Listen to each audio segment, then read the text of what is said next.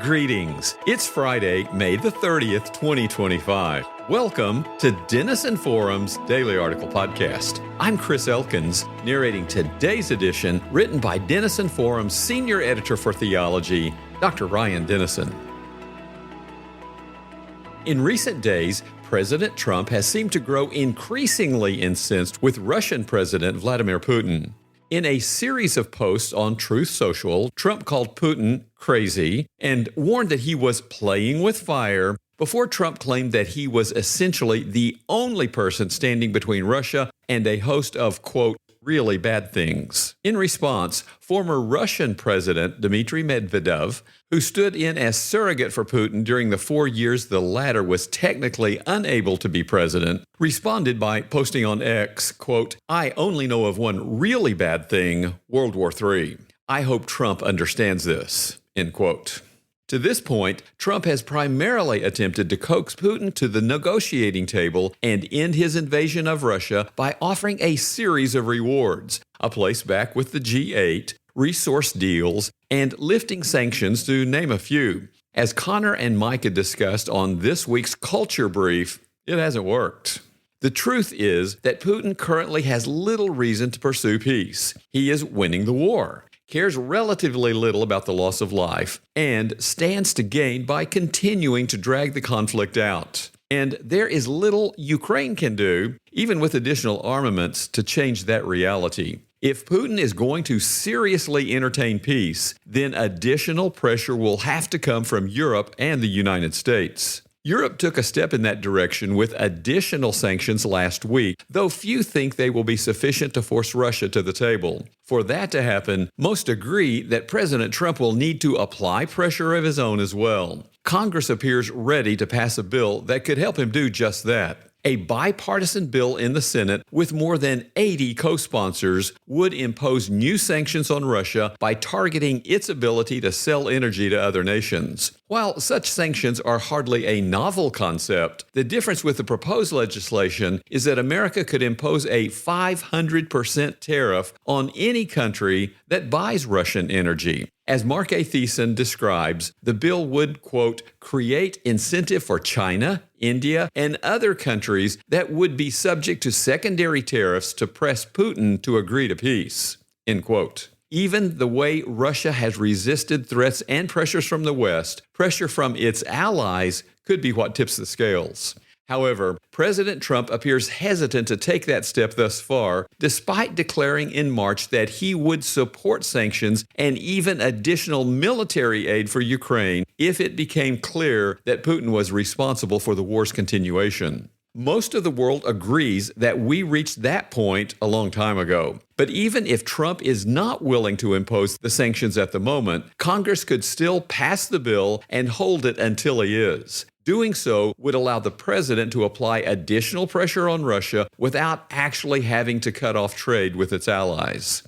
The delay of those additional tariffs could weigh more heavily in the president's thinking than you might expect, given the degree to which tariffs have become a staple of his foreign policy. While China and India are among the most prominent purchasers of Russian energy, they are hardly alone. In fact, as many as 12 countries in the European Union, including prominent members like France, Spain, Italy, and the Netherlands, would be subject to the 500% tariffs should the law go into effect. In total, the European Union spent an estimated 23 billion euros on Russian fossil fuels last year, which is more than it spent on military support for Ukraine. Moreover, 5 additional countries rely on Russian-made nuclear reactors, which require Russian-made fuels to operate. While the EU is attempting to phase out Russian energy by the end of 2027, those efforts still have a long way to go. As such, many in Europe find themselves in a bit of a quandary, excited by the prospect of renewed American support, but fearful of what the tariffs would do to their economies. Add in the president's ongoing efforts to negotiate a trade deal with the EU, one that comes with a July 9th deadline, and the situation grows even more complicated. Trump would have the ability to potentially pause the 500% tariffs for national security interests, but only for 180 days, and the EU would need far longer than that to wean itself from Russian energy. So, while the proposed bill would seem like a fairly straightforward path to increasing pressure on Russia, the reality is more complex, and therein lies an important reminder for each of us today.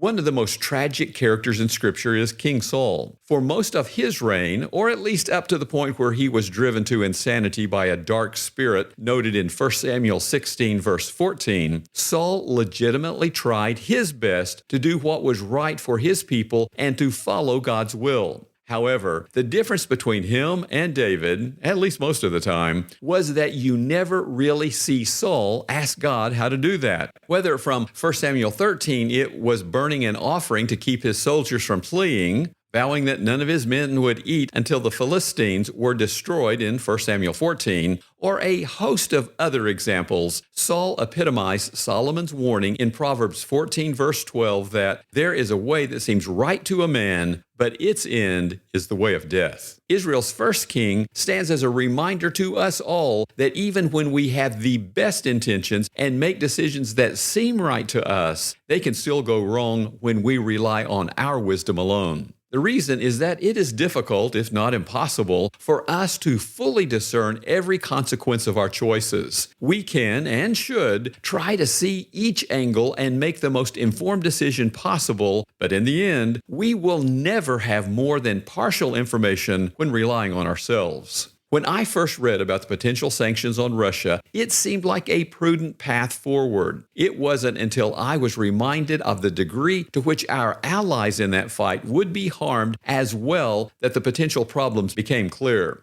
And the truth is that there are countless other ways the sanctions could help or hurt efforts to bring an end to the war. In the end, we just can't know. Fortunately, we serve a God who does. According to Psalm 147, verse 5, his understanding is beyond measure. And from Job 28, verse 24, he sees everything under the heavens. There is no limit to his knowledge, and his omniscient spirit dwells within every Christian. So, while we should not trust the way that seems right to us, God stands ready to help us understand the way that seems right to him. The only question is if we will take the time and humbly seek his understanding rather than rely on our own. Both Scripture and experience point to the problems inherent to the latter approach, but that is just as true for presidents as it is for each of us. Whose way will you trust today?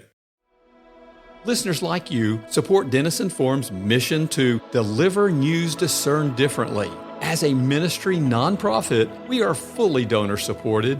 To partner with us, please donate today using the donate link in our show notes.